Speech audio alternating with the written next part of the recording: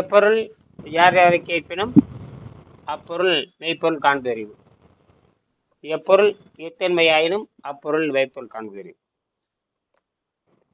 இப்ப நாம் உடம்பை பத்தி பேசிட்டு இருக்கிறோம்.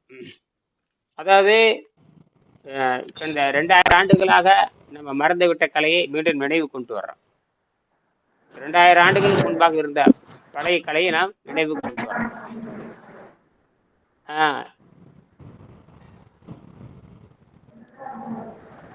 அங்க யாரும் சத்தம் கேட்குது பாருங்க. யாரு? சத்யாவை நினைக்கிறேன். உங்க மைக்கை மீட் பண்ணுங்க, ஒரு நிமிஷம் மைக்கை மீட் பண்ணுங்க. சத்தம் வந்து எனக்கு வகுப்பெடுக்க முடியாது.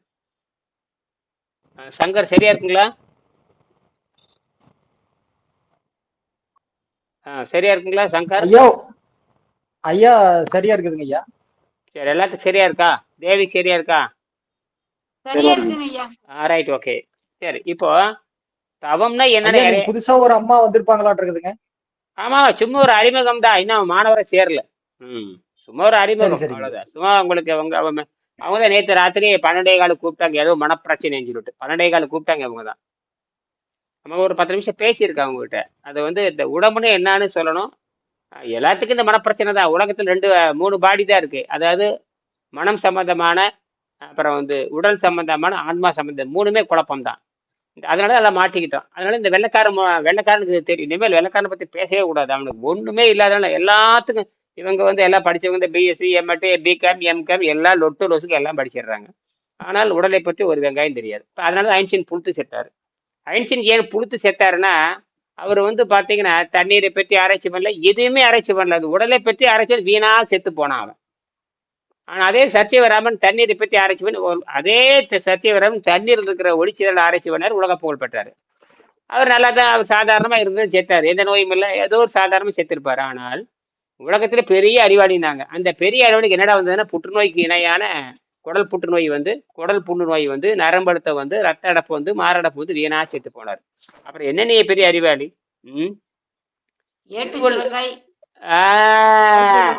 அங்கதான் வள்ளுவர் எழுதுறாரு, அறிவுடைமையில என்ன தெரியுமா எழுதுறாரு? அறிவுடைமையில என்னன்னு கேட்கறாரு. இவங்க பிஎஸ்சி பிஎட்டுங்கிறாங்க. என்ன பிஎஸ்சி பிஎட் என்ன வேலை? சும்மா பள்ளிக்கூடம் போறது, பிஎஸ்சி வாங்கிக்கிறது, பிஎட் படிச்சுட்டு அப்படியே வேலைக்கும் போகாம 2000 சம்பளத்தை வாங்கிட்டு உட்காந்து ஓட்டிட்டு இருக்கிறதா. பிஎஸ்சி போயிட்டு டிகிரி போட்டுக்க வேண்டியதான். அது இல்லை. இப்போ நான் என் வீட்டுக்காரிங்க கூட படிச்சிருக்கேன், என் பிள்ளை கூட பிஎஸ்சி போட்டிருக்குது, என் பெரிய ஒன்று எம்எஸ்சி பிஹெச்டி பண்ணிட்டு இருக்குது. என்ன பண்ணி என்ன பண்ண போறீங்க? என்ன பண்ண போறீங்க? ஒன்றுக்கு ஆகாது. சரி, நான் நேரடியாக ஐன்ஸ்டீன்ட்டே போறேன். ஐன்ஸ்டீன் வந்து மிகப்பெரிய அறிவாளி அப்படியே வச்சுக்குவோம். ஆனா வள்ளுவர் பார்வையில் ஐன்ஸ்டீன் ஒரு முட்டாள். வள்ளுவர் பார்வையில் ஐன்ஸ்டீன் ஒரு மானங்கெட்ட முட்டாள். இதுக்கு மேல பதில் சொல்லு, பச்சையா சொல்ல முடியாது. எவனுக்கு புரிஞ்சா என்ன, புரியாட்டு நமக்கு என்ன? எனக்கு புரிந்து விட்டது. ஏன்னா வள்ளுவர் என்ன தெரியுமா கேட்கிறாரு? எதிரதாக காக்கும் அறிவினாருக்கு இல்லை, அதிர வருவதோர் நோய்ங்கிறார். எதிரதாக காக்கும் அறிவினாருக்கு இல்லை, அதிர வருவதோர் நோய். படு பயங்கரமான வார்த்தை அது. அதாவது மிகப்பெரிய அறிவாளிகளுக்கு கொடுமையான நோய் வரலாமான்னு கேட்கிறாரு. அப்ப ஐன்ஸ்டீன் யாரு, அறிவாளியே முட்டாளா? அது ஆங்கிலத்தில் இருக்குது, படிச்சு காட்டுறோம் பாருங்க. என்ன மாதிரி மொழிபெயர்த்துக்காங்க பாருங்க. என்னதான் எதிரதாக காக்கும் அறிவினாருக்கு இல்லை, அது ஆங்கிலத்துல போட்டா பாருங்க. நான் படிச்சு பார்த்துட்டு இப்ப அது வேறையா? அவர் வேற. ரொம்ப நேரம் நான் வந்து தவ புதல் ஒரு படம், அதனால கொஞ்சம் சார்ஜ் டவுன் ஆகி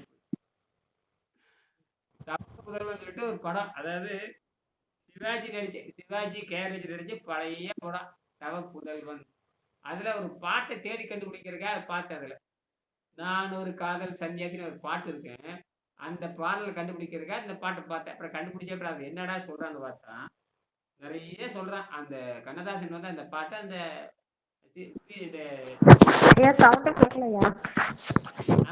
கேட்கலதான், என்ன பண்றதுங்க? இப்போ ஒன்றும் பண்ண முடியாது. இப்போ அது ஸ்பீக்கர் என்ன டவுன் ஆகி போச்சுன்றது 5 நிமிஷம் பார்க்கணும். ஏத்திட்டு இருக்கிறேன். அது 5 நிமிஷம். அப்பா நாளையில இருந்து நீங்க ஹெட்போன் யூஸ் பண்ண ஆரம்பிச்சீங்க. ஹெட்போன் யூஸ் பண்ணீங்கன்னா தெளிவா கேட்கும். ஒரு நிமிஷம் வந்துடுறேன்.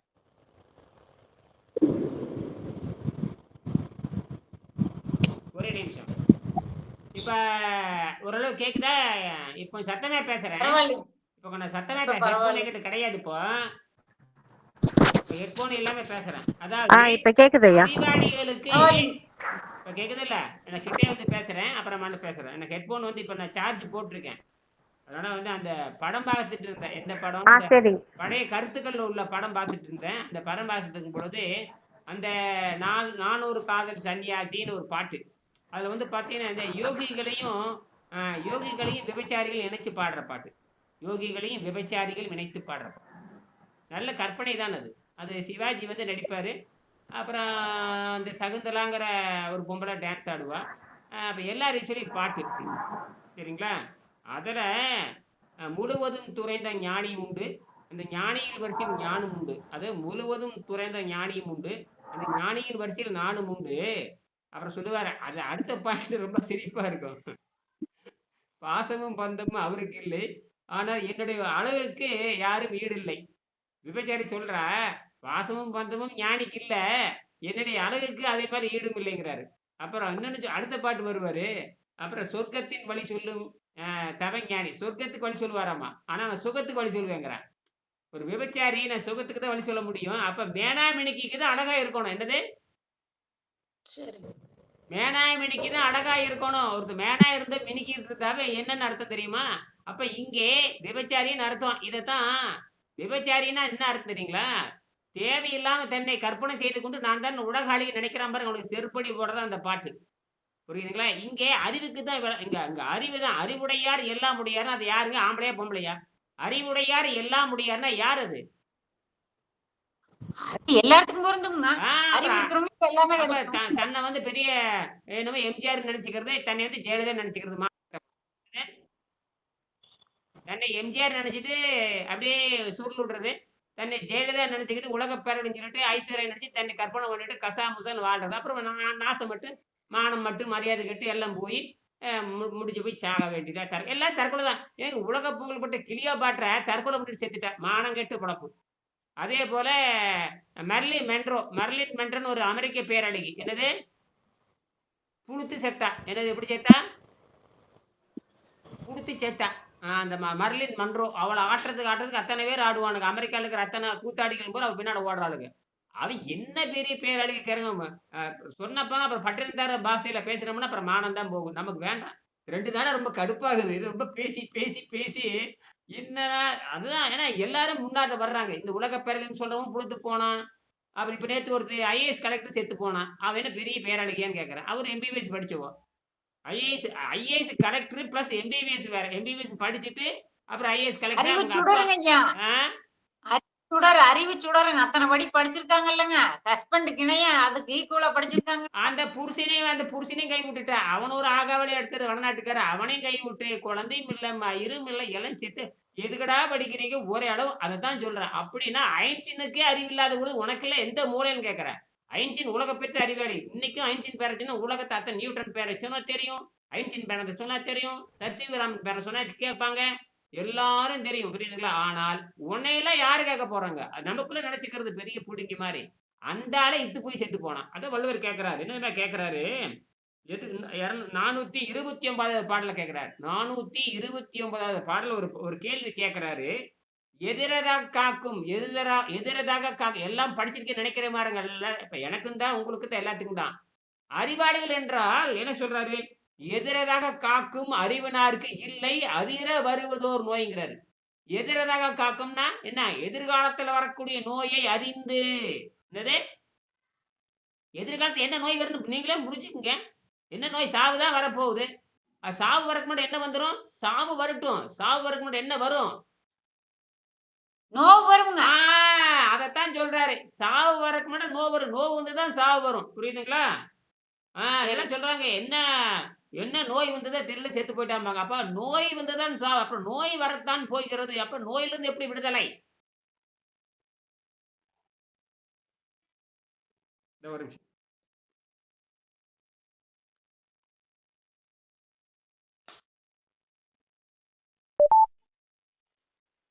நான் பேசுறது கேக்குதுங்களா? எல்லாத்துக்கும் கேக்குதா? தெளிவா கேக்குதுங்க ஐயா. ரைட். சரி. இப்ப நான் விஷயத்துக்கு வர்றேன். அப்ப என்ன சொல்றாருன்னா, நோ நோ ஃபைட்ஃபுல், நோ என்ன சொல்ற frightful, evil shock the voice. Evil ஷாக்குனா பேய் கொடூரமான ஷாக்கு அறிவாளிகளுக்கு வருமான்னு கேட்கிறாரு. நோ ஃப்ரைட்ஃபுல் ஈவில் த என்னது சரி சரி ரைட். இப்ப நல்லா இருக்கு, சத்தமெல்லாம் இருக்கு, அப்படியே இருக்கு. நான் முடிச்சுக்கல, இன்னும் ஒரு 20 நிமிஷம் தான் பேச போறேன். இப்ப மனதை பத்தி என்ன அவங்களுக்கு கொஞ்சம் மனதை பத்தி நிறைய சந்தேகம் இருக்கு. மனம்ங்கிறது என்ன தெரியுமா? 5 பாடத்திட்டத்துல மனதை பத்தி கிடையாது. நம்ம படிக்கிற பாடத்திட்டத்துல திருக்குறள்ல இருக்கிற திருமந்திரத்துல இருக்க பாடத்திட்டத்தில் வைக்கணும். அப்ப பதஞ்சலி இருக்கிற 2 மனதை பத்தி பேசணும். மனம் 5ன்னு சொல்லணும். மனம் 5ங்கிறது எங்க இருக்குன்னு கேட்டீங்கன்னா பதஞ்சலியில் இருக்குது. மனம் 5 எங்க இருக்குன்னு கேட்டீங்கன்னா திருமூலர் இருக்குது. மனம் 3ன்னு சொல்றது வந்து மனம் 3ன்னு சொல்றவ யார்? ஜெர்மனிக்கான அந்த ஆஸ்திரிய நாட்டை சேர்ந்த சிக்மண்ட் பிராய்டு. இந்த சிக்மண்ட் பிராய்டு தான் உலக புகழ் பெற்ற மனோவியல் தத்துவ நிபுணன். சிக்மண்ட் பிராய்டுன்னு எல்லாத்துக்கும் தெரியும். அவர் தான் மேல் மனம், நடுமனம், ஆழ் மனம் 3 தான் சொன்னார். ஆனால் சித்தர்கள் 5 சொன்னார்கள். அங்க வந்து மாற்றினானுங்க எல்லாருமே. 3ஆம் நிலையை பத்தி தான் நம்ம பேசுறோம். அப்ப இதெல்லாம் வந்து யாரு பள்ளிக்கூடத்துல படிக்கிற பிஎஸ்சி எம்எஸ்சி லொட்டு லொசுக்கு டீச்சருக்கு யாருக்கு இது தெரியாது. கண்டபடி தின்னு போட்டு கழுதலாட்டு இருந்து சாக வேண்டியதுதான். இப்ப புரியுதா? இப்ப மனம் 5ன்னு யாருக்குமே தெரியலையே. தமிழ்ல மனம் 5 எழுதி வச்சிருக்கிறாங்க. அந்த மனம் 5ல தான் இது வருது. அப்ப எல்லாத்துக்கும் செருப்படிதான். ஆணவம் அகம்பாவம் இருந்துச்சுன்னா அப்புறம் இந்த கலெக்டர் சேர்த்த மாதிரி நீங்களும் சாக வேண்டியதுதான். அவளே செத்து போகும்போது நீங்களே எந்த மூலை? அது ஐஏஎஸ் ஐபிஎஸ். அவங்க அப்பா வந்து ஐஜி, கோடிக்கணக்கில் பணம் இருக்குது. அவங்க அம்மா எம்எல்ஏ, கோடிக்கணக்கில் பணம் இருக்குது. இவ ஐபிஎஸ், அது போக எம்பிபிஎஸ், புருஷன் வேற ஐபிஎஸ், எல்லாம் இருந்த கடைசியில அம்போன்னு போயாச்சு. 55 வயசு கால பிள்ளைங்கள குட்டியும் கிடையாது. நல்ல அழகி மாதிரி இருப்பா, ஜெயலலிதா மாதிரி. நல்லா ஜெயலலிதா மாதிரி முழுட்டு அழகா இருப்பா. அழகா இருக்கல எந்த கதிக்கு ஆகிறான்னு பாருங்க. என்னது அழகா இருக்கிறவட எந்த கதிக்கு ஆகிறான்னு பாருங்க. இயற்கை சுளுக்கு எடுக்கணும், அவரை சுருக்கு வச்சு அப்படி இறுக்கணும். என்னது என்ன வெங்கடாச்சலம் ஐயா? அப்படி இருக்குன்னா வேல்வேஷன் நல்லா இருக்குது. ஆனா பாக்குறவங்களுக்கு அப்படி இருக்குன்னா நல்லா தெரியலன்றாங்களே. கொஞ்சம் மேல தூக்குங்க, உங்க மூஞ்சியே தெரியலங்க, கண்ணாடி தான் தெரியுது. Right, okay okay. ஏன்னா இப்ப யாருக்கு பேசுறேன்னு கேட்டீங்கன்னா எல்லாத்துக்கும் பேசுறேன். இதெல்லாம் இந்த கிளியோபாட்ரா, அப்புறம் வந்து மர்லின் மன்றோ, அப்புறம் நம்ம நாட்டு பேரழகி, ஜெயலலிதாங்கிற பேரழகி, எம்ஜிஆர் பேரழக எல்லாம் இத்து புடுத்து செத்தானுங்க. அதுதான் சொல்ல வர்றேன். புரியுதா? அதனால இங்க வந்து இவங்களுக்கு மனம் தெரியாது, இவங்களுக்கு அறிவு கிடையாது. ஏன்னா அறிவாளிகளுக்கு நோய் வரலாம்னு கேட்ட அப்புறம் சாகணும்ல யாரு? முட்டாளுக்கு தான். அதான் எழுதுற திருவள்ளுவர். 429 பாடல்ல இன்னும் அடிக்கடி இடத்துக்கு சொல்லுவேன். எதிர்காலத்தில் வரக்கூடிய நோயை அறிந்து, எதிர்காலத்தில் வருகின்ற நோயை அறிந்து இப்பொழுதே காத்துக்கொள்ள வேண்டும்ங்கிறார். என்னதே? இப்பவே காத்துக்கொள்ளணும். அதுதான் எழுதுறாரு. இப்பவே காத்துக்கொள்ள வேண்டும், இல்லை என்று சொன்னால் கொடூர நோய் வரும்னு எழுதுறாரு. மாவன அறிவாளிகளுக்கு அந்த நோய் வரலாமான்னு கேட்கிறாரு. அப்படித்தான் இந்தியாவுக்கு அத்தனை டாக்டரும் செத்து போனானுங்க. அப்படின்னா யாரு? அப்புறம் வேதாத்திரி மகர்ஷி கேட்ட அவர் பொழுதுதான் செத்தாரு. வேதாத்திரி மகர்ஷி எப்படி செத்தாரு? அப்படித்தான் பேப்பர்ல போட்டிருந்தா. குடல் போயிடுச்சு. நான் படிச்ச பேப்பர்ல படிச்சேன், தினமணில எதிர படிச்சேன். அவர் கொடூர நோயில் அடிபட்டு செத்தாரு. என்னன்னு? இறப்பை வேலை செய்யல, குடல் வேலை செய்யல, சிறுநீரக வேலை செய்யல, கடை வேலை செய்யல, சிறுகுடல் அவுட்டு, பெருங்குடல் அவுட்டு, கேஜி மருத்துவ படுத்ததை இறந்தாருன்னு சொல்றாங்க. உண்மையா பொய்யான்னு பாத்துங்க. சரி, அவன் மிகப்பெரிய அறிவாளி தான், ஆனால் ஆரோக்கியத்துல இல்லையே. அப்புறம் ஐன்ஸ்டீன் நீ ஒண்ணுதானே, நீ கூட கருந்தொலை பத்தி பேசுன, இயற்கை பத்தி பேசுற, அனுபவ. ஆனால் நீ நினைக்கிற ஒரு தலைவன் வள்ளலார் வந்து அவர் உடம்பவே காணும். அவருக்கு உடம்பே இல்லையே. ஆச்சரியமா இருக்கு. அந்த வெள்ளைக்காரன் பாக்குறான், அங்க ஒன்றும் இல்லைன்ட்டான். எலும்பு இல்லை, சதை இல்லை, சட்டை இல்லை, எதுவுமே அங்க இல்ல. அப்ப என்னாச்சு தெரியாது. அவர் உடம்பு என்னாச்சு தெரியாது. எலும்பா இல்ல, சாம்பலா எதுவுமே இல்லையா அவருக்கு. ஏசுநாதர் மாதிரி காண போயிட்டார். அப்படின்னா இயற்கை சட்டத்துக்கு உட்பட்டுதான் வள்ளலார் மறைந்திருக்கிறார். இயற்கை சட்டத்துக்கு உட்பட்டுதான் இயேசுநாதர் காணாமல் போயிருக்கிறார். அப்ப இயற்கை சட்டத்துக்கு உட்பட்டுதான் நீங்களும் நாடும் பசியை கட்டுப்படுத்துகிறோம், ஆற்றல் வந்து கொண்டிருக்கிறது. அதான் விஷயம். ஆக இதுதான் விஷயம். நீங்க தவம்னாவே அப்ப அதனாலதான் காலையில வீடு படிச்சு காட்டும் பொழுது ஒருத்தர் வந்து 365 நாள் அன்னாகாரம் இல்லாம இருந்தார். எங்க? பெங்களூர்ல சகஜமுனி. அவர் என்ன சொல்றாருன்னா, கேட்கும்போது சொல்றாரு, எப்படி எதுக்கு நீங்க வந்து இப்படி இருக்கிறீங்க இளைஞர் கேட்கறாங்க. அவர் வந்து ஏற்கனவே வந்து பாத்தீங்கன்னா ஒரு வைணவ மதத்தில் இருந்து, வைணவ சார்பு இருக்குல்ல, வைணவம் சைவம் வைணவம் கௌமாறு 6 வகையான சச்சமைகள் இருக்கிறது இல்லையா? அதுல ஒரு பிரிவை வைணவ பிரிவை சேர்ந்தவர் தான். ஏதோ ஒரு இந்த சமண சாமியாரால் ஈர்க்கப்பட்டு, சமண துறையால் ஈர்க்கப்பட்டு அது சமண மரத்துக்கு போறாரு. அப்படி இருக்கிறப்ப ஏற்கனவே 100 நாள் நோன்பு இருந்திருக்காரு. அது வடநாட்டுல 200 நாள் நோன்பு இருந்திருக்காரு. அங்கிருந்து நடந்தே பெங்களூர் வந்திருக்காரு. எப்படி நடந்தே பெங்களூர் வராங்கன்னு என்ன தைரியம் இருக்கணும்? பீகார்லயே ஒரிசால இருந்து நடந்து வரணும்னா நீங்க என்னன்னா நினைச்சா அப்படி கார்ல போறது, ஒண்ணு கிடைக்கிறதுக்கு பைக்கு போறது, என்ன ஐயா ஆட்டம் அது? ஆரோக்கியம் மட்டும் வேணும், ஒண்ணு நடக்காது. இப்ப புரியுதா? உங்க சொகுசு வாழ்க்கையெல்லாம் இயற்கை முன்னால் குசுமார் ஊதிட்டு போயிடும். புரியுதா? அவர்கிட்ட கேட்கறாங்க, இந்த 360 நாள் தவம் இருக்கிறீங்களே, பசி தாக்கத்தை கட்டுப்படுத்திட்டு, இந்த தவம் என்பது என்னுடைய அகங்காரத்தை அழிக்கும், என்னுடைய தவம் என்பது பழைய பாவங்கள் அழிக்கும், என் தவம் என்பது பசியோடு சேர்ந்த தவமும், தவமோடு சேர்ந்து இந்த உண்ணாவிரதமும் என் கருவில் இருக்கிற அனைத்து குற்றங்களை அழிக்கும்ங்கிறார். என்னது? அனைத்து கர்மா குற்றத்தை அழிக்குதுங்க.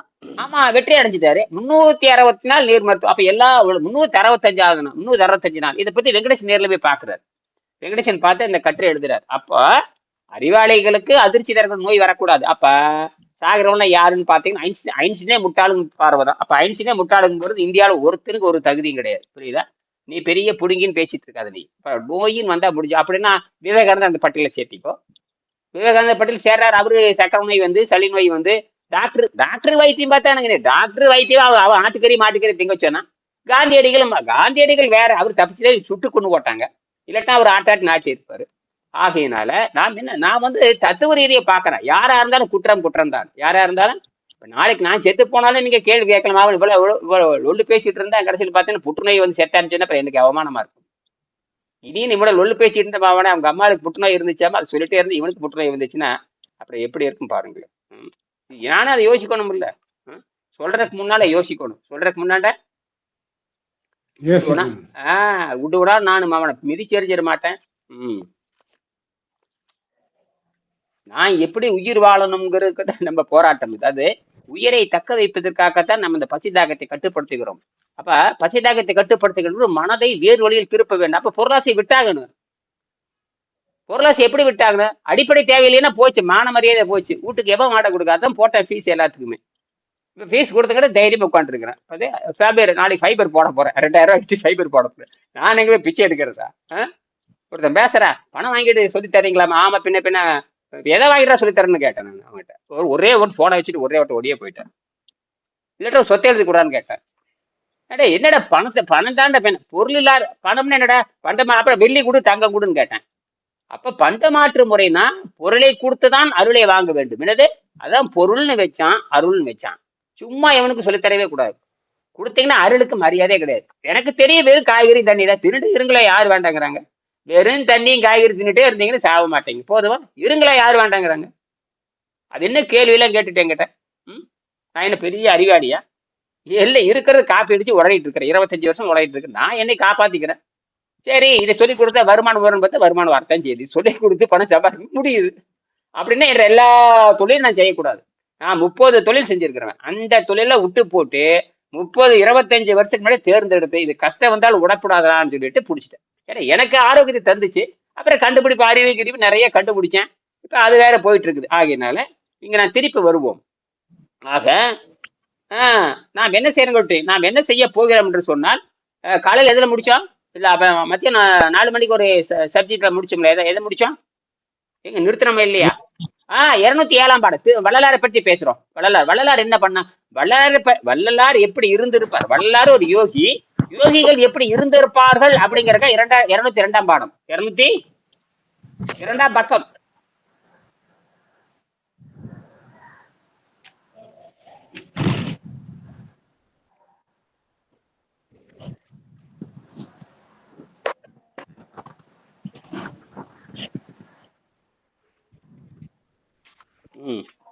சரி பாருங்க, முக்கியமான செய்தி.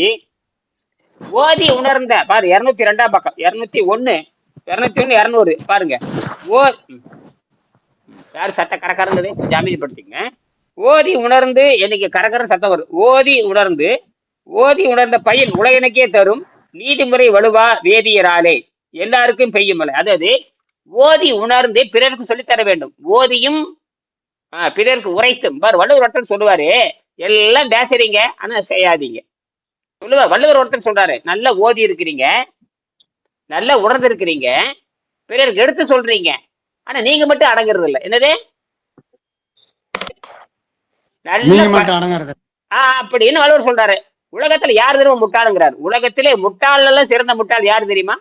முட்டாளை விட சிறந்த முட்டாள். முட்டாளுக்கெல்லாம் முட்டாள் யாரா இருக்கும்னு சொல்லுங்க பார்க்கலாம். முட்டாளை விட சிறந்த முட்டாள், கடைசி கடைஞ்செடுத்த முட்டாள்ங்கிறாங்க. கடைஞ்செடுத்த முட்டாள் அப்படின்னு சொல்றாங்களா? அது யாரு தெரியும்? யாரா இருக்க முடியும் சொல்லுங்க பார்க்கலாம்.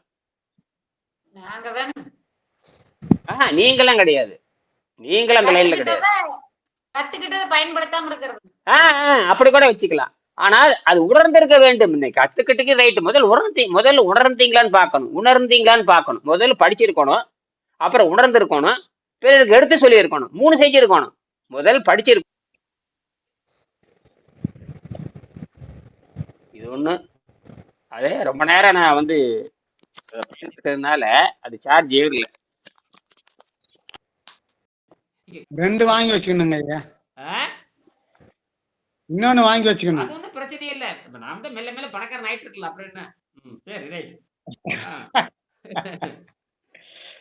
ரைட். ஆக ஒரு 10 நிமிஷம் முடிச்சுக்கலாம். அப்ப இந்த ஓதி உணர்ந்து உரைத்து, ஓதி உணர்ந்து பிறருக்கு உரைத்து, அதாவது நல்லா படிச்சிருக்கணும், நல்லா உணர்ந்திருக்கணும், பிறருக்கு எடுத்து சொல்லியிருக்கணும். எடுத்து சொல்லிட்டையும் பிறருக்கு சொல்லியிருக்கிற, ஆனால் நீ அடங்கவில்லை என்று சொன்னால், அந்த மாதிரி நீ அடங்கலைன்னா உனையாட்ட முட்டாள் எவனும் வள்ளுவர் சொல்றார். அப்ப வள்ளலார் உணர்ந்திருக்கிறாரு, எடுத்து சொல்லியிருக்காரு, அடங்கி இருக்காரு, அப்புறம் அறிவாளி ஆயிட்டாரு. ஆனால் இன்னைக்கு என்ன லட்சணம் இருக்கிறான்னா, அவர் சொல்றது மட்டும் படிக்க வேண்டியது, செய்யறது இல்லை. அப்புறம் எப்படி இருப்ப? கொடுத்துதான் ஜாகணும், வழி இல்லை. ஆக வள்ளுவர் எல்லாத்தையும் சொல்றாரு. அப்ப ஓதுதல், உணர்தல், எடுத்துரைத்தல். ஓதி இருக்கணும், உணர்ந்திருக்கணும், எடுத்துரைத்திருக்கணும். அப்படி சொல்லியும் நீ அடங்காம இருந்தேன்னு வச்சுக்க, உனையாட்டு முட்டாள் யாரும் இல்லை. அவனா அரைக்குறமே கத்துட்டு போயிடுவான். நீ என்ன பண்றீங்க இவ்வளவு? அப்படித்தான் இந்த வைத்தியர்கள்லாம் மானம் கேட்டவனுக்கு. இந்த வைத்தியர் பூரா சாவு பூரா நோவுல தான். எந்த வைத்தியராவது சமாதியில சேர்த்திருக்கானா? நோவுல தான் சேர்த்திருக்கிறீங்க. எனக்கு தெரிஞ்ச கோபிலுக்கு அத்தனை டாக்டர் நோவுல தான் சேர்த்தாங்க. ஏன் கேட்டீங்கன்னா ஒண்ணும் கிடையாதுங்க. இது அகத்தூய்மை என்கிற செய்தி வந்து இந்தியாவில இருந்து மறைக்கப்பட்டு விட்டது. நோன்பு என்பது கடவுளுக்காக, நோன்பா அது கடவுளர்கள் பக்தி மார்க்கத்தை சொந்தம் தப்பா எழுதி வச்சிருக்கிறாங்க. நோன்புக்கும் கடவுளுக்கும் எந்த சம்பந்தமும் கிடையாது. நோன்புக்கும் கடவுளுக்கும் எந்த சம்பந்தம் கிடையாது. அதெல்லாம் பிரிச்சுட்டேன் நாங்க. செருப்படி போட்டு பிரிச்சுங்கிறது இவ்வளவு காய்ச்சல். கடவுளாவது கத்துக்காய் வாய் மூடுறாங்க. நான் யார் வந்தாலும் சரி பொண்ணுட்டு கடவுளாவது கத்துக்க வாய் பேச வாய் மூட்டி ஏதாவது செய்ய போய் கடவுள் கத்துக்க பேசிட்டு அங்கேயே நின்றுட்டு இருக்கிறேன். இல்ல அப்படியாவது சொன்னாரு. அது என்னன்ற, அதாவது சொன்னா ஒரு நாளைக்கு நோம்பு இருக்கட்டும்ன்றதான். ஆகையினால அந்த நாம் என்ன என்ன செய்ய வேண்டுமோ அறிவின்படி சிந்திக்காம முதல்ல அறிவின்படி சிந்திக்க. ஏன் எதற்குன்னு கேள்வி கேட்கணும். உள்ளம் பெருங்கோயில் ஊனொடம்பு ஆடையும் வள்ளல் பிராணாருக்கு வாயிற் கோபுர வாசல் தெல்லற தெரிந்தாருக்கு சீவனை சிவலிங்கம்னு சொல்லுகின்ற போது வேறு என்னடா இருக்குது உலகத்துல? ஒண்ணுமே இல்லை. நட்டகல்லி தெய்வம் என்று 4 உருவம் சாற்றியே சுற்றி வந்து முனமனன்று சொல்லு மந்திர மேதாடா.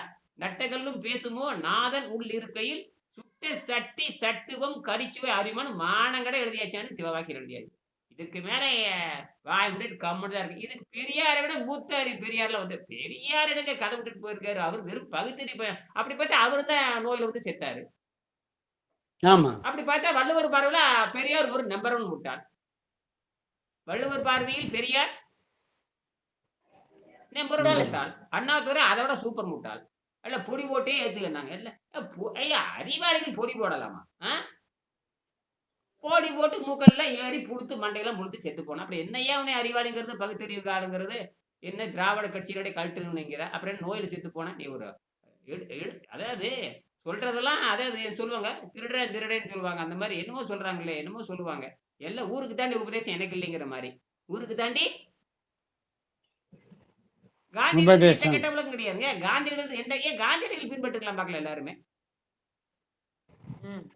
அதை எவனை பின்பற்ற மாட்டானுங்க. விவேகானந்த இப்ப உடனே அப்படி நல்ல கருத்தை மட்டும் எடுத்துக்கொள்ள வேண்டும். எவனா இருந்தானே நல்ல வாஜ்பாயா இருந்தாரு என்ன அவர் கருத்தை எடுத்துக்கோ. சரண் சிங்கா இருந்தானே கருத்தை எடுத்துக்கோ. கருத்து உனக்கு நன்மை செலவு கம்மியா இருக்குது இல்ல? என்னது? ஆமாங்க. காந்திஜி என்னோட கொள்கையை ஏத்துக்கிறாங்களேயா? யாரு கொள்கை ஏத்துக்குவாங்க, கடைபிடிக்க மாட்டோம் நாம. நான் சுதந்திரம் வாங்கி கொடுத்துட்டாருல்ல நம்மளுக்கு, சுதந்திரமா சாப்பிடுறதுக்கு. அதுதான் உண்மை. அதெல்லாம் வாங்கி கொடுத்துறாரு, அது வாங்கி கொடுத்துட்டாரு. அதெல்லாம் காந்தியடிகள் சுதந்திரம் பண்ணி அவங்க எப்படி வாழ்ந்தாங்க? எளிமையா வாழ்ந்தாங்க. எளிமையா வாழ்ந்தாங்க. அதை எடுத்துக்குங்க. சுதந்திரம் வாங்கி எளிமையா வாழ்ந்தாரு. 6 பேரிச்சம்பழம் போதுங்க ஐயா அவங்களுக்கு. அவர் ஒல்லியா இருந்தாரு. நீங்க 3 வேளை தின்னு போட்டு தினம் எடுத்துட்டு போய் ஆஸ்பத்திரி போறீங்க, வெக்கமா இல்ல? அடி வாங்கி செருப்படி வாங்கிட்டு தானே வந்தீங்க. அவர் எந்த ஆஸ்பத்திரிக்கும் போகவே இல்லையே. வள்ளலார் எந்த ஆஸ்பத்திரிக்கு போனாருன்னு கேக்குறேன். வள்ளலார் எந்த ஆஸ்பத்திரிக்கு போனாரு? காந்தியடிகள் எந்த ஆஸ்பத்திரிக்கு போனாரு? விவேகானந்தர் கூட ஆஸ்பத்திரி போய் கடைசியில வந்து மாட்டிக்கிட்டாரு, முடிஞ்சு போச்சு. அது வேற விட்டு தள்ளுங்க. எந்த யோகிகள் கையில் மாத்திரை மருந்து வச்சு, நீங்களும் மாத்திரை மருந்து வச்சுக்க அப்புறம் என்ன அர்த்தம்? கதை தான் பேசுறேன் எல்லாருமே. அப்ப உணவில் எளிமை வேண்டும்.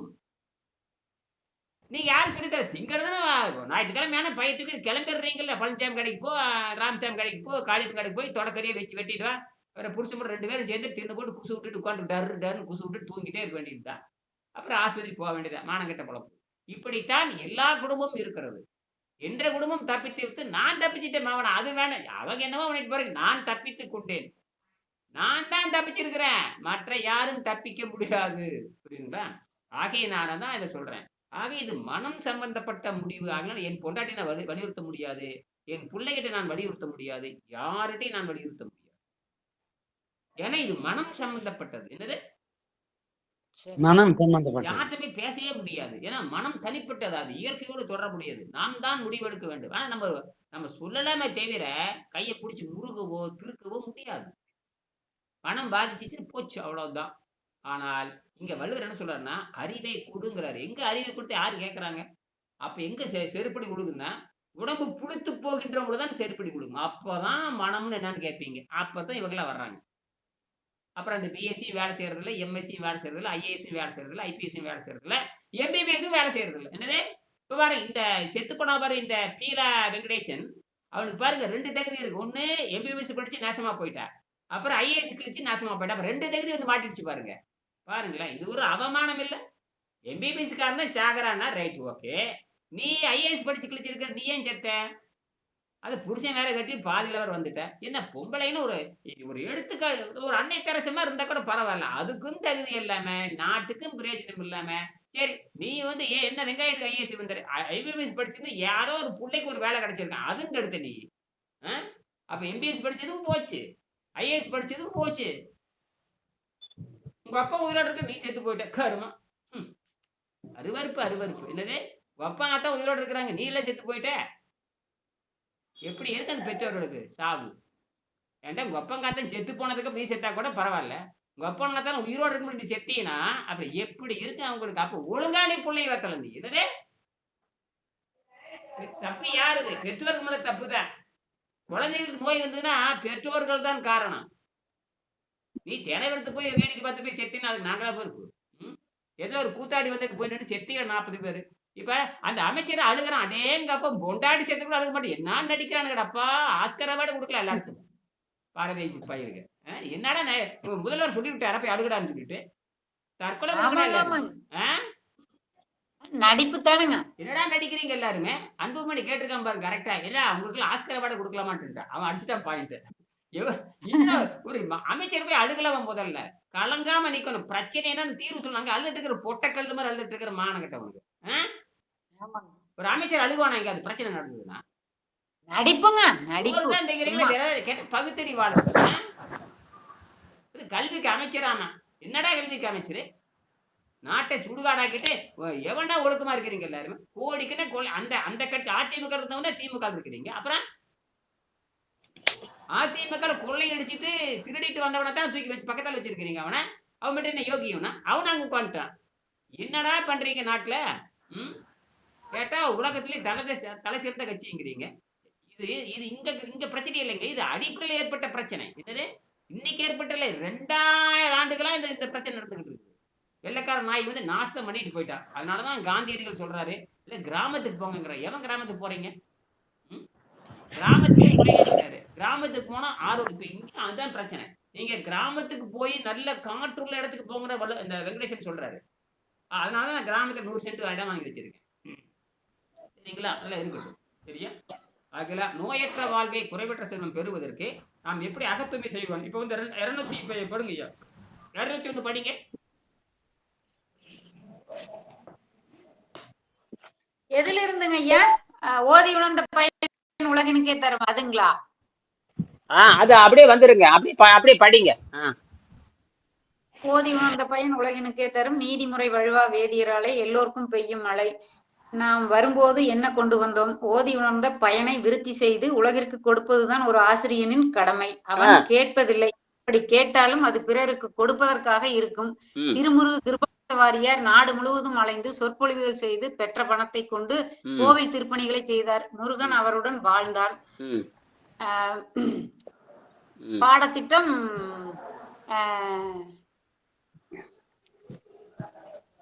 குருகுல ஆசிரியர்கள். பாடத்திட்டம் என்பது குருகுல ஆசிரியருக்கும் அவருடைய ஒவ்வொரு மாணவருக்கும் ஏற்படும் தனிப்பட்ட உடன்படிக்கை. இது வந்து எப்படி கேட்டீங்கன்னா, ஆசிரியருக்கும் மாணவனுக்கான உடன்படிக்கை. இது யாரும் தலையிடக்கூடாது. அதனாலதான் இவ்வளவு பிடிக்கிறது. புரியுதுங்களா? எனக்கு மாணவர் தான், அவ்வளவுதான், முடிஞ்சு போச்சு. யாரும் உள்ள வரக்கூடாது. அதனால இந்த முதலே தடை செஞ்சிருது எல்லாத்தையும். காலை ஒரு இயற்கை மருத்துவர் வந்தாரு. முதல்ல அணுகுண்ட போட்டுவிட்டேன். பாத்தீங்களா? அந்த வீடியோ ஓடி இருக்குது. பாத்தீங்களா? ஒரு இயற்கை மருத்துவர் பேசிட்டு இருந்து அவரு 2 நாள் கொஞ்சம் பிஸியா, வியாழக்கிழமை கொஞ்சம் பிஸியா இருப்பேன். அது என்னமோ பண்ணிட்டு கேட்கலையா? சித்தமா இப்ப கேட்க. நீங்க உங்களுக்கு உங்க காணொலி பண்ணி நான் பேசுறது எல்லாம் தெளிவா இருக்குது இல்லையா? யாருக்கு தெளிவா இருக்கு? எல்லாரும் தெளிவா இருக்கு. உங்களுக்கு தப்பா இருக்குதுங்க. உங்க வீடியோ பாத்துங்க. உங்க செட்டு அப்படி இருந்தா ஆன் ஆஃப் பண்ணி போடுங்க. உங்க செட்டு தரமா இருக்கணும். அப்புறம் அதே மாதிரி ஃபைபர் கேபிள் இருந்தா ஒழுங்கா எடுக்கும். சாதாரண நெட்டெல்லாம் எடுக்காது. சாதாரண ஜிபி, சாதாரண மெமரி கார்டெல்லாம் வேலை செய்யாது. இது வந்து ஃபைபர் கேபிள் நெட்ஒர்க் ஒழுங்கா ஓப்பன் நடக்கும். சாதாரண விஷயம் கிடையாது. எல்லாமே டெக்னாலஜி வச்சு தான் நீங்க வரணும். ஓட்ட போனு, உடச்ச போனு, மூஞ்சி தெளிவலைன்னா வந்துடாதீங்க யாருமே. புரியுதா? சரி. அல்லது நான் ரெக்கார்ட் பண்ணி போட, அதை மட்டும் பாத்துக்குங்க. தெளிவா இருந்து கேட்கணும். சத்தம் வரக்கூடாது. கரகரப்பாக உங்க சுத்தி யாரும் இருக்கு. 20 நிமிஷம் 30 நிமிஷம். அது சில நேரத்தில் தத்துவம் பேசுறப்ப அரை மணி நேரம் ஆனா கூட ஆகலாம். அது உங்க பொறுப்பு தான். எனக்கு விடிய கூட பேசுவோம். 12 மணிக்கு கேட்டாலும் பதில் சொல்லுவேன். உங்களுக்கெல்லாம் வேலை இருக்கு. 7 எல்லாரும் இங்க இருந்து பேசுறீங்க. எல்லாம் நேரமே இருக்குது. வீட்டுக்கு போகணும், அங்க போகணும். எனக்கு ஒன்றும் கிடையாது. உட்காந்துட்டே இருப்பேன். ராத்திரி 12 மணிக்கு கூப்பிட்டு கேட்டாலும் பதில் சொல்லுவேன். புரியுதா? அதுக்கு உதாரணம் இவங்க தான். அப்பதான் படுக்க போறேன். உடனே போன் வருது. ஏதோ ஒரு 10 நிமிஷம் பேசிட்டேன். அவ்வளவுதான். காலையில ஒரு 10 நிமிஷம் பேசி ஒரு வீடியோ போட்டாச்சு. அதனால அவங்க பிரச்சனையுமே சொல்றான். நமக்கு இருக்குது அந்த துணிச்சல் இருக்குது சொல்றான். அப்புறம் அவங்க புரிஞ்சுக்கிட்டாங்க, வர வேண்டியதான். இதுல என்ன போய் ராத்திரி என்ன பார்க்கல என்ன அப்படின்னா நாம் கவனமாக இருக்க வேண்டும். இப்ப நாளைக்கு ஒரு 12 மணிக்கு ஒரு பிரச்சனை தான் எந்த சொல்லித்தான் தீரணும். அப்ப மண்டை சொல்லிச்சுட்டு உட்காந்து அப்ப எனக்கு என்ன சுறுசுறுப்பு இருக்குது? அப்புறம் நான் எந்திரிச்சு தைரியமே சொல்லணும். அப்ப அந்த அளவுக்கு எனக்கு உடம்பு ஆரோக்கியமா இருக்கணும். நான் அப்புறம் மாத்திரை போட்டு தூங்கிட்டு இருந்தேன்னா போச்சு, மான மரியாதை போச்சு. இவன் எந்திரிக்கவும் வாயில வடை சொல்றான்னு சொல்லிடுவீங்க. இனியன் வாயில வடை சொல்றான்டா அப்படிங்க.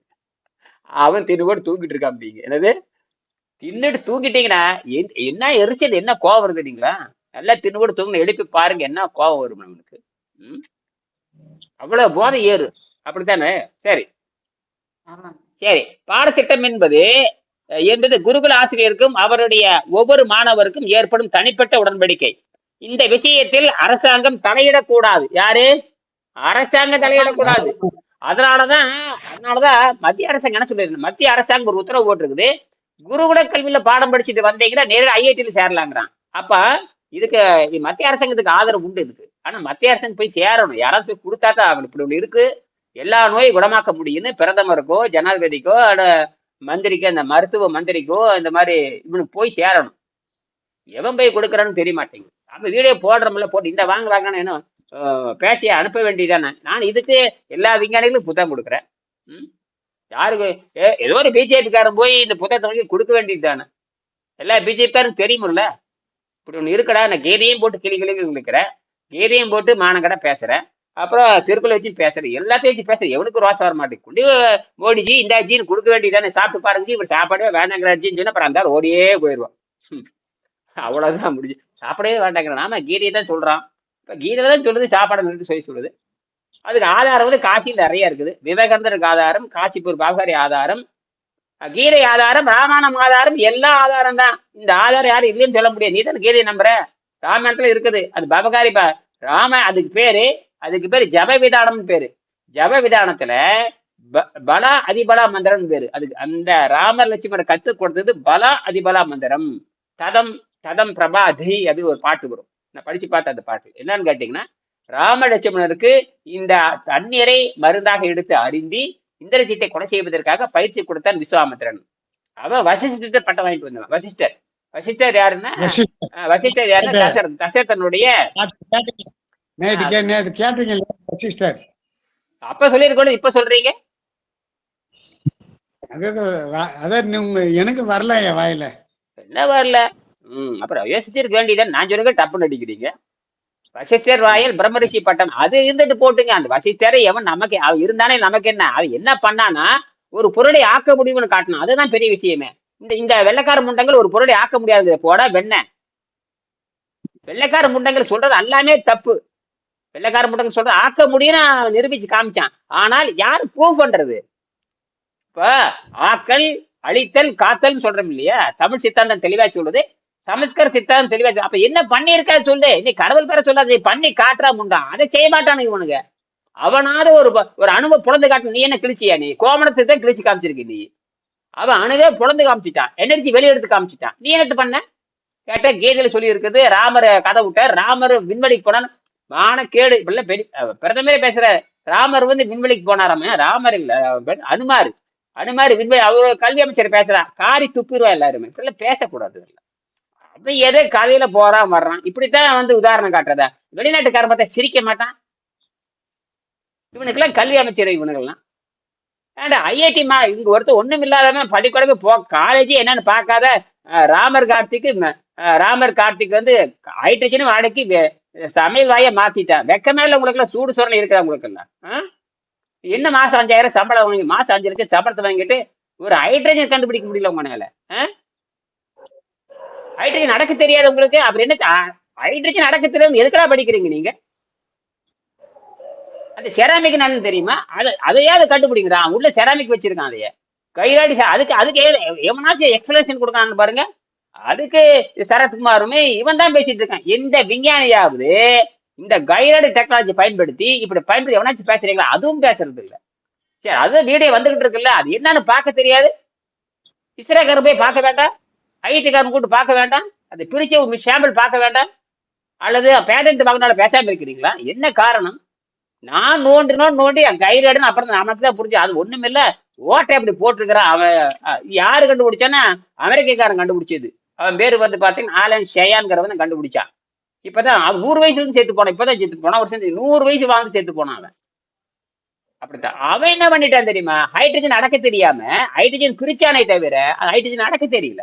அவன் என்ன பண்ணா, ராக்கெட்டுக்காக கண்டுபிடிச்சான். அவன் ராக்கெட்டுக்கு எரிபொருள் சீப்பா வேணுங்கிற கண்டுபிடிச்சான். அதை வச்சுதான் நிறைய கேஸ் உற்பத்தி பண்ணானுங்க. அந்த டெக்னாலஜி இந்தியாவில கிடையாதுங்க ஐயா. இந்த இஸ்லாம் முண்டங்களுக்கு தெரியாது. அந்த கைராடி டெக்னாலஜி காப்பி அடிச்சான்னா ஹைட்ரஜன் பயங்கரம்.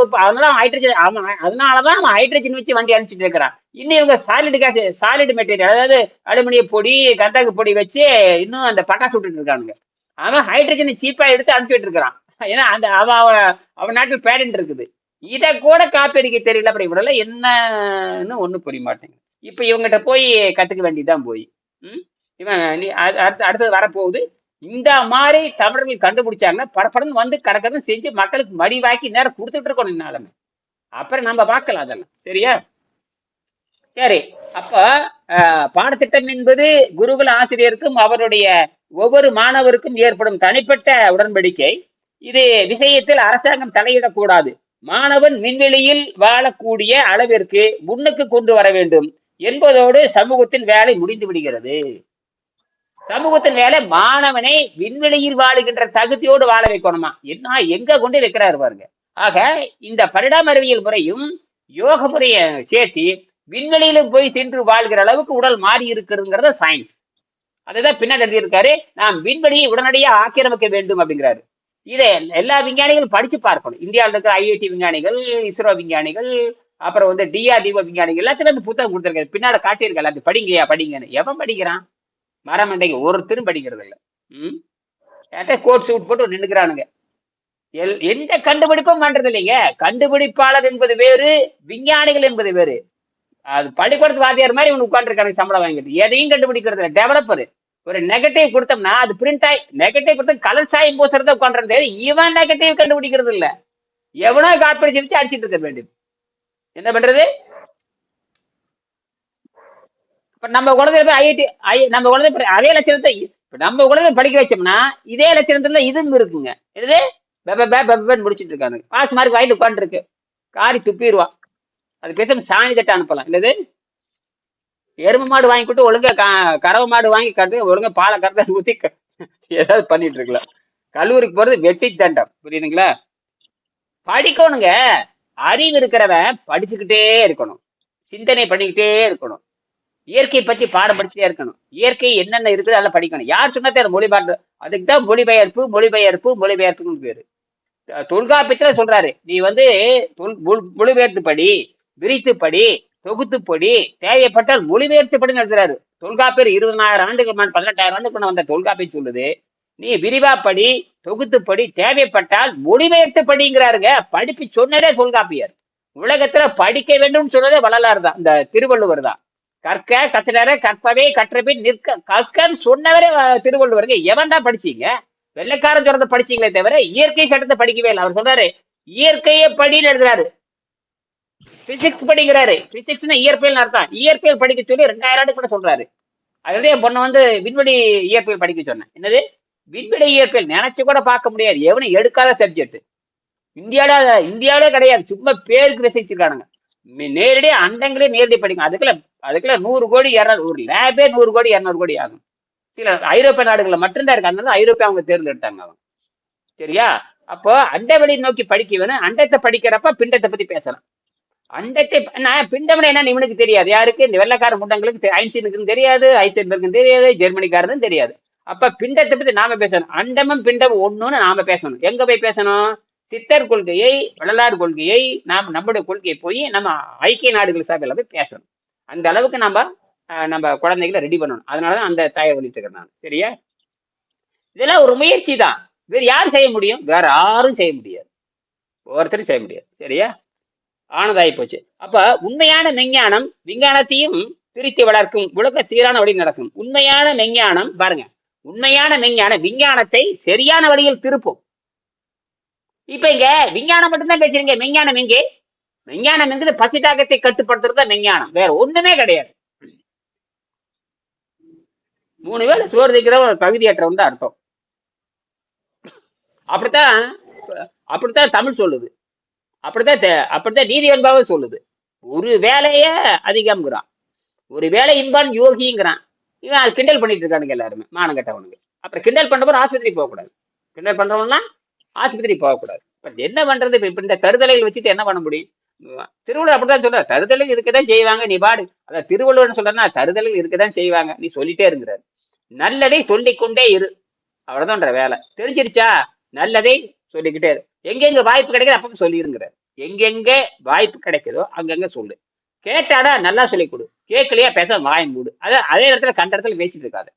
அதனால இந்த தத்துவத்தை வெளியெங்கி பேசிடாதீங்க, மான மரியாதை போயிரும். புரியுதா?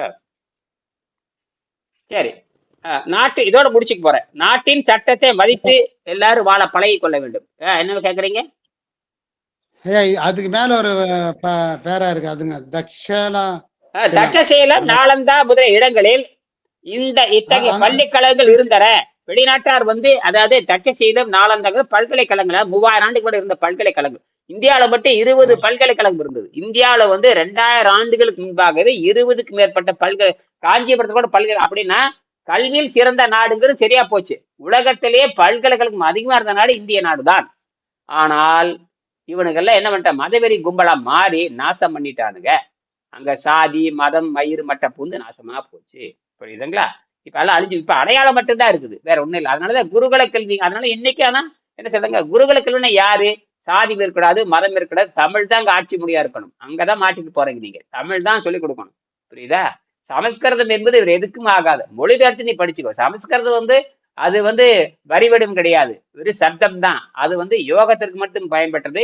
யோகிகளை கூப்பிடுவதும் சாமியார்களை கூப்பிடுவதற்காகவும் யோகிகளை கூப்பிடுவதற்காகவும் அதற்கு மட்டும்தான் பயன்படுத்த தவிர ஒரு நாள் அந்த வாழ்வியல் அதெல்லாம் செத்து போன மொழி வரவே வராது. அது மொழிபெயர்த்து படிச்சுக்க வேண்டியதுதான். அது அந்த மொழிபெயர்த்து படிச்சதுனாலதான் பதஞ்சலி என்ன பண்ணினாரு. என்ன பதஞ்சலி வந்து ஒரே சாலை மாணாக்கர். திருமூலரும் பதஞ்சலியும் ஒரே நேரத்தில் பாடம் படித்தவங்க. யாராவது சொல்றீங்களான்னு பாருங்க. திருமூலரும் பதஞ்சலியும் ஒரே நேரத்தில் ஒரே இடத்துல பாடம் படிச்சவங்க. இது எவனாச்சும் தெரியுமா? ஒருத்தருக்கும் தெரியாது. அதனாலதான் அந்த வாத்தியார் என்ன சொன்னாரோ அப்படியே இவனுக்கு எழுதுறாங்க. யாரு? பதஞ்சலியும் உள் தூய்மை வேண்டும் என்று சொல்கிறார், திருமூலரும் உள் தூய்மை வேண்டும் என்று சொல்கிறார். ஏன்னா 2 பேரும் ஒரே வாத்தியார் பாடம் படிச்சிருக்கிறாங்க. அங்கதான் கரெக்டா வருது.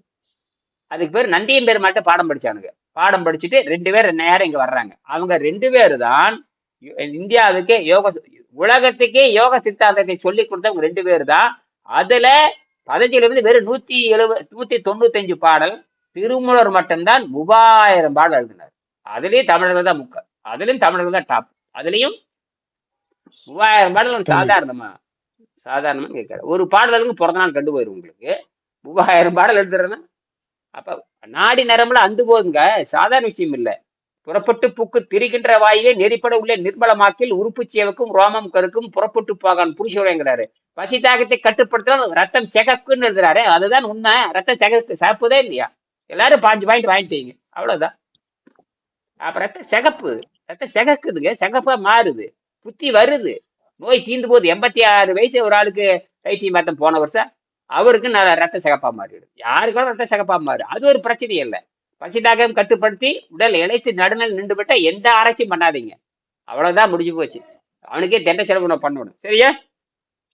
அப்ப தட்சசீலம் நாளந்தா மட்டுமில்ல, ஏறத்தாழ 20க்கும் மேற்பட்ட பல்கலைக்கழகங்கள். எவ்வளவு? 20க்கு மேற்பட்ட பல்கலைக்கழகம். பட்டியலே காட்டுற மாதிரி, அது மட்டும் ஒரு தடவை காட்டுற பாருங்க. 20க்கு மேற்பட்ட பல்கலைக்கழகம் நம்ம நாட்டில் இருந்தன. பாருங்க எத்தனை பல்கலைக்கழகம் இருக்குது பாருங்க. இத்தனை பல்கலைக்கழகம். என்னென்ன பல்கலைக்கழகம் தெரியுமா? ரத்னகிரி பல்கலைக்கழகம், விக்ரமசாலா, ஜெகதலா பல்கலைக்கழகம், விக்ரமசாலா பல்கலைக்கழகம், ரத்னகிரி பல்கலைக்கழகம், புஷ்பகிரி பல்கலைக்கழகம், ஒட்டன்புரி பல்கலைக்கழகம், சோமபுரா பல்கலைக்கழகம், நாளந்தா பல்கலைக்கழகம், தட்சசீலா பல்கலைக்கழகம், வாலாபி பல்கலைக்கழகம், அப்புறம் விக்ரம்போ யூனிவர்சிட்டி காஞ்சிபுரம். இத்தனை பல்கலைக்கழகம் இந்த நாட்டில் இருந்திருக்கு. எத்தனை? 2000 ஆண்டுகளாக. அத்தனை வெளிநாட்டுக்காரன் பூரா இங்க வந்து கத்துருக்கானுங்க. அதுல பாத்தீங்கன்னா இந்தியாவில இருந்து ஒருத்தர் கத்துட்டு போயிருக்கு. அதுல சித்தர்கள் நிறைய வந்தாங்க. வெளிநாட்டுல இருந்து வந்து சித்தர்கள் ஆனார்கள். அதுல பாத்தீங்கன்னா பூனைக்கண் சித்தர்னு ஒரு சொல்லுவாங்க. பூனைக்கண் சித்தர் தமிழ்நாட்டுல பூனைக்கண் சித்தர்னு ஒருத்தர் இருந்திருக்காரு. 18 சித்தர்ல. அது யாரு கேட்டீங்கன்னா வெள்ளைக்காரன் தான் அவன். யாரு? வெள்ளைக்காரன். பூனைக்கண்ணுனாவே வெள்ளைக்காரன் அர்த்தம். பூனைக்கண்ணுக்காரனாவே என்ன தெரியுமா அர்த்தம்? அந்த காலத்துல பூனைக்கண்ணுக்காரன் வந்துட்டானு வெள்ளைக்காரன் வந்துட்டான்னு அர்த்தம். அப்ப ஐரோப்பியருக்கு வந்து பாடம் பெற்றிருக்காங்க. அவனுடைய சமாதி எகிப்தில் இருக்குது. அவனுடைய சமாதி எங்க இருக்குது? எகிப்துல பிரமிடு பக்கத்துல எங்க இருக்குது? இதை பத்தி முழு விவரம் வேணும்னா புதுக்கோட்டையில இந்த 18 சித்தர்கள் எங்கே இருந்தார்கள், எங்க சமாதி அடைந்தார்கள் பார்க்கும் பொழுது அது பூனைக்கண் சித்தனுடைய சமாதி எகிப்தில் இருக்குது. எங்கிருந்து கத்துக்கிட்டு கடைசியில் சமாதி எங்க இருக்கான்னா எகிப்துல சமாதி ஆயிருக்கான். அதை பத்தி முழு விவரம் பார்த்தீங்கன்னா இந்த புதுக்கோட்டையில ஜட்ஜி சுவாமிகள் சொல்லுவாங்க. அவர் ஒரு காலத்துல ஹைகோர்ட் ஜட்ஜா இருந்தவர். அவருக்கு இடத்துல சித்தரா மாறிட்டார். அவர் பேர் ஜட்ஜி சுவாமிகள்னு சொல்லுவாங்க. புதுக்கோட்டை பார்க்கல, ஒரு பெரிய கோயில் அப்படியே பார்த்துட்டு தான் வாங்க. அந்த கோயில்ல அந்த இதுல வந்து எல்லா வகையான சித்தர்கள் படமும் இருக்கு. யார் எங்க அடக்கமானார்கள் எல்லாம் இருக்கு. அதுலதான் நான் பார்த்தேன். புரியுதுங்களா? அப்படின்னா இப்பதான் நம்ம புரிஞ்சுக்கணும். அப்படின்னா வெளிநாட்டவர்கள் வந்து அதனால நான் வெளிநாட்டுக்காரர்களுக்கு புத்தகம் கொடுக்கணும் பாருங்க. எல்லா வெளிநாட்டவர்களுக்கு புத்தகம் கொடுப்பேன். உணவில்லாமல் வாழும் கடைய 20 வெளிநாட்டு மாணவர்களுக்கு கொடுத்துருக்கிறேன். அடுத்தது நீ புரட்சி பண்ண போற, நீ அடுத்து விட்ட போறதில்ல. அவனுக்கு படிக்கவே தெரியாது. வெளிநாட்டுக்காரனுக்கு ஒரு இளவும் தெரியாது. சாராயம் குடிக்கு படிக்கிறவங்களுக்கு என்ன தெரியும்? இந்த புத்தகம் அவனுக்கு தமிழும் தெரியாது. தமிழ் பல்கலைக்கழகத்துல படிக்கிறானே தவிர அவனை படிக்க தெரியும். இங்கிலீஷ்ல படிச்சுட்டு இருக்கானுங்க. நாசமா போச்சு. இங்கிலீஷ்ல தமிழ் படிச்சு எப்படா புரிஞ்சுக்க போறீங்க நீங்க? அதை பார்த்தேன். என் பொண்ணுகிட்ட கேட்டேன்னு இங்கிலீஷ்ல படிச்சு தமிழ் எப்படி புரிஞ்சுக்க போறானுங்க? கேட்ட தமிழ் பல்கலைக்கழகத்தில் படிக்கிறானுங்க. அது உலக புகழ்பெற்ற பல்கலைக்கழகம். புரியுதுங்களா? இது ஹேம்பர்க் பல்கலைக்கழகம். அமெரிக்கா இந்த ஜெர்மனிலேயே மிகப்பெரிய பல்கலைக்கழகம் ஹேம்பர்க் யூனிவர்சிட்டி. அதுல தமிழ் 100 கோடி ரூபாய் ஒதுக்கி இருக்காங்க தமிழ் ஆராய்ச்சி பண்றதுக்கு. யாரான்னு பார்த்தா தமிழே தெரியாதவங்க அங்க படிச்சுட்டு இருக்கிறாங்க. தமிழ் படிக்கிறாங்க, ஆனால் தமிழ் பேச தெரியாது, எழுத தெரியாது. என்னது? தமிழ் பேசவும் தெரியாது, தமிழ் எழுதவும் தெரியாது. ஆனா தமிழ் படிச்சுட்டு இருக்கிறாங்க. என்ன ஆங்கிலத்துல படிச்சுட்டு இருக்கிறாங்க. போச்சு, அவ்வளவுதான். ஏதோ தமிழ் படிக்கிறார்களே தவிர ஒரு நாளும் அவங்க வந்து எழுதி இந்த தமிழ் மொழி ஆவணம் படிச்சு எழுதினா மட்டும்தான் நீங்கள் புரிந்து கொள்ள முடியும். என்னமா நடத்துதல், அவ்வளவுதான். சரி, முடிச்சுக்கிறேன். நாட்டின் சட்டத்தை பாருங்க, உண்மையான விஞ்ஞானத்தை திருத்தி வளர்க்கும் உலகம் சீரான வழியில் செல்லும். நாட்டின் சட்டத்தை மதித்து வாழ்பவர்கள் நாம் நல்ல குடிமகன் என்று போற்றுகிறோம். பிறகு அவன் உலக குடிமகனாக மாற வேண்டும். இங்க பாருங்க, இப்போ நாம இந்த இந்திய குடிமகனாக இருக்கிறோம். அடுத்து என்ன குடிமகனாக மாறணும்?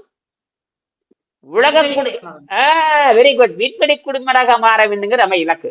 அப்ப வள்ளுவர் சொல்லுவார், உள்ளுவதெல்லாம் உயர் உள்ளல்.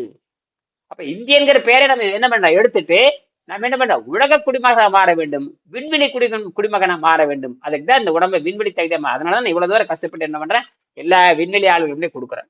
அவர்களை வாங்கி கீழே போட்டு வச்சுக்கிறானுங்க, கீழே போட வாங்க போட்டு வச்சுக்கிறானுங்க. எனக்கு என்ன, நம்ம கொடுக்க வேண்டிய கடமை கொடுத்தாச்சு. நாளைக்கு ஏதாவது நான் ஆராய்ச்சி பண்ணும் பொழுது இந்நாளைக்கு இவனுக்குள்ள கொடுத்தேன், இவனை எவனுக்கு கண்டுக்கல, ஒரு செருப்படி போட்டா சரியா போயிடும். சரியா சொல்லி காட்டிடுவானுங்க. இல்லைன்னா இப்ப யாரு எப்ப திருத்துறது இவனுங்களா? இந்த தேதியில கொடுத்த உங்களுக்கு எல்லாம் சொல்லல, அதுக்கு நான் என்ன பண்ண முடியும்? ஏற்கனவே உங்களுக்கு தெரியும். இப்ப ஹைட்ரஜன் கண்டுபிடிச்சான்னு சொல்றீங்களா? அப்புறம் கண்டுபிடிச்சான்னு சொல்லி இப்பதான் நெருக்கி வந்திருக்கிறோம். இதுக்கு மேலே என்ன பண்ணிட்டு இருந்தீங்க? ஹைட்ரஜன் எப்பவோ கண்டுபிடிச்சாச்சுங்கிறீங்க, அது எப்பவோ கிழிச்சாச்சுங்கிறீங்க. அப்புறம் இந்தியாவில என்ன புடிங்கிட்டா இருந்தீங்க?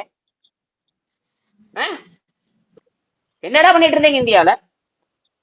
அது தமிழ்நாட்டுக்காரன் கண்டுபிடிக்கணும். அவன் 20 வருஷமா ஆராய்ச்சி பண்றான், நம்ம பண்ணிட்டு இருக்கட்டும். அவன் கண்டுபிடிச்சா இல்ல அப்படின்னா ஆராய்ச்சி பண்றதுல நோக்கமா இருந்தா பள்ளிக்கூடமா போயிருக்க முடியாது. என்னது, அவன் டீ கடை வச்சுட்டு ஆத்திட்டு இருந்தா அப்ப எப்படி நீயே சொல்ற, நான் 20 வருஷமா டீ கடை வந்துட்டு அப்புறம் எப்படி காலேஜுக்கு போயிருப்ப? நீயும் போய் சொல்ற. அது உண்மை. உனக்கு பட்டமும் கிடையாது, ஒண்ணும் கிடையாது. உன்னை ஏமாத்திருக்குன்னு டூப்புல எல்லாம் பொய். பிரதமர் பேசுறது பாதி பொய். என்னது, பாதி இல்ல, முழுக்கும் பொய். உன்னை யாரு படிச்சானுன்னா படிக்கட்ட காமராஜர் படிச்சாருன்னா தாண்டியா? உன்னை யாரு கேட்டாங்க? ஒழுக்கமா ஆள வேண்டியது தானே. நீ போடுற சட்டையை 1.25 கோடிக்கு போடுற, உன்னோட சட்டை 1.25 கோடி, வாட்ச் 2 கோடி, கார் 100 கோடி, ஹெலிகாப்டர் 10,000 கோடி. நாளைக்கு நீ சாகாம இருந்துருவேன். நீ ஹெலிகாப்டர் தூக்கிட்டு வானத்தை நடக்கிறதா? அப்படியே ஹெலிகாப்டர் தூக்கிட்டு போய் வானத்தை நடக்கிடுவாங்க. எப்படி எளிமையா வாழ்ந்து காட்டணுங்க. எப்படி வாழ்ந்து காட்டணும்? லால் பகதூர் சாஸ்திரி மாதிரி வாழ்ந்து காட்டணும். லால் பகதூர் சாஸ்திரி சம்பளமே வாங்க மாட்டார், தெரியுமா உங்களுக்கு?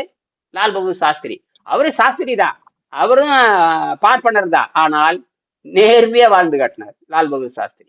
நினைச்சு கூட பார்க்க முடியாது. அந்த மாதிரி வாழ்ந்து காட்டணுங்க. எளிமையா இருக்கணும். சும்மா வாயிலேயே வர சொல்றது என்னது, நான் கிழிச்சிருவேன். மதத்தை தள்ளிட்டு அறிவியலுக்கு வரணும். விஞ்ஞானம் என்னன்னு உனக்கு என்ன தெரியும்? உனக்கு விஞ்ஞானம் 3 வேளை திங்கிறதா விஞ்ஞானம்? சந்தோஷம் தபம் சுவாதி ஈத்திராய பிராணி தானா நயமாங்கிறான். அதையும் சொல்லி போட்டு ஆகாரத்தை அதிகமா திங்காதேங்கிறான்.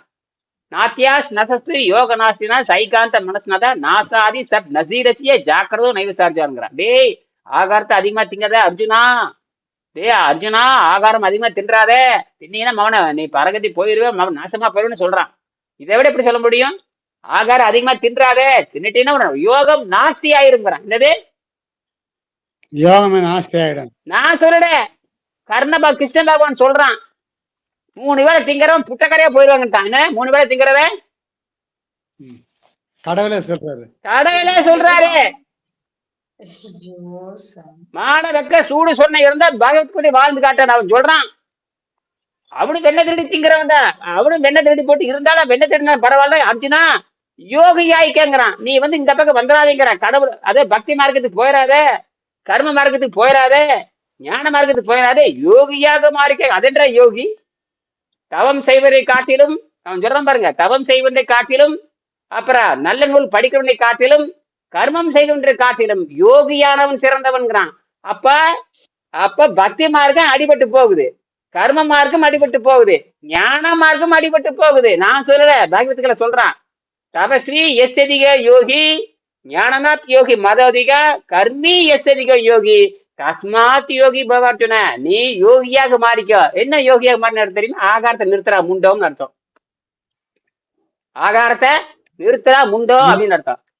நிறுத்தி காட்டும். பிரதமர் நிறுத்தி காட்டணும். 3 வேளை ஆகாரம் மேடம் தண்ணி குடிச்சிட்டு செத்துதான் போவேன். இப்ப என்ன இருந்தால் பகவத்கீதை சொன்ன மாதிரி இருந்து செத்தேன் பேராது வரட்டும். பகவத்கீதையின் படி இருந்து செத்தேன் பேராது வரட்டும். அப்படி இருந்தா வாஜ்பாய்க்கு ஏயா மூட்டு வலி வருது? நல்லா தின்னு நல்ல ஆழ்த்தா கடைசியில ஆகாரத்துல பஞ்சராய் செத்து போனார். அவர் இருந்தா பகவத்கீதை தெரியும். தமிழனுக்கு தாயே எல்லாமே தெரியும், உனக்கு என்னையா தெரியும்? வாயில மட்டும் வடை சுட்டுட்டே இரு. திருக்குறள் நல்லது, திருக்குறள் நல்லது. என்னடா பொய் பேசுறீங்க? திருக்குறள் சொல்லியிருக்காரு, என்ன சொல்லியிருக்காரு? ஜீரநீர் சுரந்தாலே மரணம் நிச்சயம் எழுதியிருக்காரு. தமிழ்நாட்டு மக்களுக்கும் தெரியாது, உனக்காவது தெரிய வேண்டாமா? உனக்கு 1.5 மொழியிலேயே மொழிபெயர்த்து கொடுத்தாச்சு, அது படிச்சுக்கணுமே இல்லையா? ஜீரநீர் சுரந்தாலே மரண நிச்சயம். அப்ப வாயில வைக்கும் பொழுது என்ன திம்பான்னு கேட்டு, என்ன திம்பாம பூரியும் பொங்கலும் திங்க. பூரியும் உருளைக்கிழங்கு திங்கிறவன் தான் வடநாட்டுக்காரன் பூரான். அத்தனை பேர் சக்கரை பயிலுங்க. என்னது, வெளிக்கே போகாதவனும் வடநாட்டுக்காரன் தான். நம்மளாவது அரை விரும்பி கீரை திம்பான். அதெல்லாம் அவனு நினைச்சே கூட பார்க்க. உருளைக்கிழங்கையும் மைதாவும் தின்னா எப்படா வெளிக்கு போகும்? நாங்களாவது கீரை, முருங்கீரை, அந்த கீரை, பசலை கீரை வச்சிருக்கோம். 4 கீரை திருட்டு வெளிக்கு போவோம். நீ திங்கிறதும் உருளைக்கிழங்கும் மைதா மாவு. ஏமாண்டா வெளிக்கு போவீங்க? அப்புறம் காயில வர மேடா ஒண்ணு, ஒரு அமைச்சர் கூட ஒழுங்கா சாகல. அத்தனை பேர் புழுத்து செத்தானுங்க. அது எத்தனை எம்பிக்கு செத்தாங்கன்னு நம்ம பட்டியலே வச்சிருக்கேன். எவன் எந்த நோய் செத்தா எங்க பட்டியலே இருக்கு. பிஜேபிக்காரர் என்னென்ன நோயில செத்தாங்க எனக்கு பட்டியலே வச்சிருக்கேன். எல்லாம் பாணிக்கர்னு ஒருத்தர், அவரு என்னமோ பாணிக்கர், அவரு தான் வந்து இந்த அமைச்சரா இருந்தார். அவரை கிடையாது புற்றுநோய் வந்து செத்து போனார். இந்த மாதிரி நிறைய. சுஷ்மா சுவராஜ், அதுவும் புற்றுநோய் கிட்னி போட்டு செத்து போய். சுஷ்மா சுவராஜ் போட்டு 1.5 ஏக்கராக்கு வச்சிருக்கோம். என்னது, 1.5 ஏக்கராக்கு பொட்டு வச்சிருக்கோம். அந்த பொம்மை கடைசி எப்ப கிட்னி ஃபெயிலியர்ல செத்து போச்சு. மனோகர் பாரிக்கர், அந்த ஆள் புற்றுநோய் செத்து போனான். அப்புறம் இவனுகள் எல்லாம் புழுத்து செத்தானுங்க. முரளிமகர் ஜோஷி அவனும் அவுட்டு. வாஜ்பாய் 2 காடு அவுட்டு. இவனுக்குதான் பகவத்கீதை ஆடுறாங்க இவங்க எல்லாம். ஏங்கடா உங்க கல்வியும் வெங்காயம் பேசி எங்ககிட்ட வாங்கடா. பசி தாக்கத்தை எப்படி நாங்க சொல்லி தர்றோம், வைத்தியம் நாங்க சொல்லி தர்றோம். பாடத்துல கொண்டு வரணும்.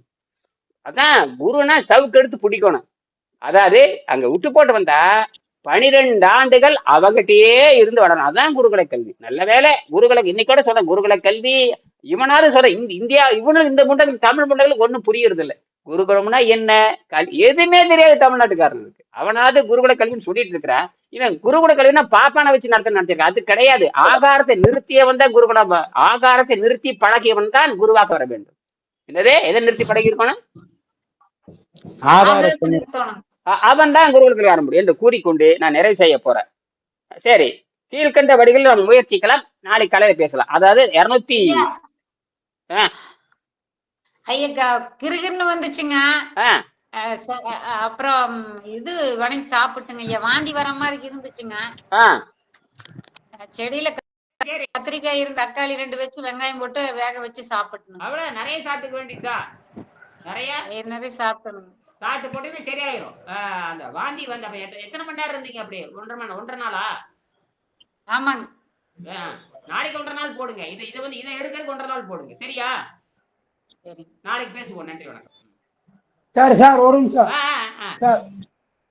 அந்த இனியன் காமுக்கு அந்த பணம் 500 ரூபாய்க்கு போட்டேன், அது போகாதுன்னு வருது. சரி, அதாவது லாக் பண்ணியிருப்பேன். நான் ரிலீஸ் பண்ணிட்டேன். நீங்க இப்ப போடுங்க, வரும். இப்ப போட்டா வருமா சார்? சரிங்க சார். காலையில் பார்க்கலாம். நன்றி, வணக்கம். நன்றி. சரி.